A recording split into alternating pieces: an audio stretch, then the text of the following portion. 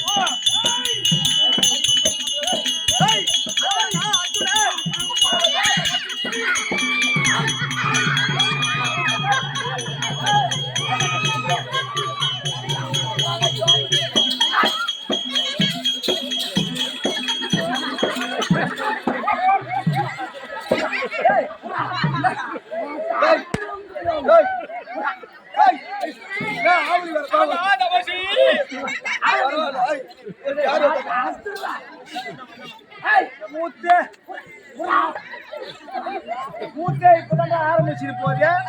அவன் ஏதாவது அடிபட்டு போச்சுன்னா அவன் பொண்டாட்டி பிள்ளைக்கு யார் சாம சோறு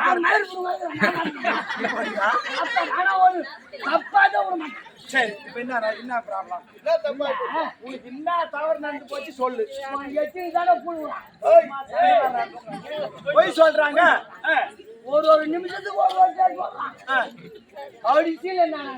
அர்ஜுன ராஜ்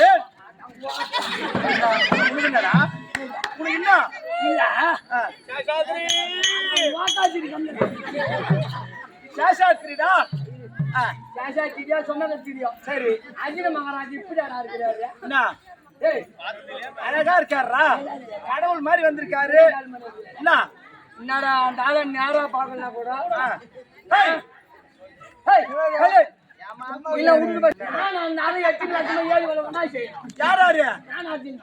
எந்த நெய் குத்தி அர்ஜுனா உங்கூர் அர்ஜுனா ஏறி வேலை செய்றீங்களா? எவ்வளவு அழகா இருப்பாரு அர்ஜுன நேரம் பார்க்கல கூட. ஒரு தர்மராஜ கோயில்ல பார்த்தாக்கா அழகா சிலை சூப்பரா வச்சு அழகா 5 சிலை இருக்கும். சூப்பரா இருப்பாங்க அழகா. பார்த்தா இவன் வந்து பண்டாரம் பார்த்தா சோறு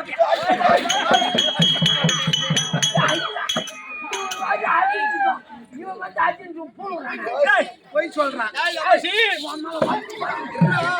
சொல்றேன் ஒரு வார்த்தை என்னடா இந்த மாதிரி சொன்னியா விளாவரி என்னன்னு கேள. இவனை போய் ஆகிட்ட இவன் ஈசன் கோயில உண்டை கட்டி வாங்கி கொண்டு பையன் சாயந்தரம் கூட்டு வரும்போது செத்துனா பாருங்க. ஆமா அங்கதான் இவன் ஓடி வச்சுன்னு உக்காந்தான்.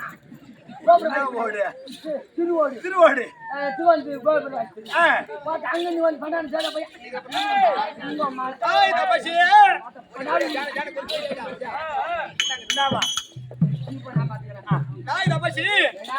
பெருமானே நேரில் பார்க்கலாம் சிலை வடிவில் பார்த்துன்னு சொல்றேன். சரி ஏன் இந்த உருவம் எதற்காக தெரியாத விளக்கம்.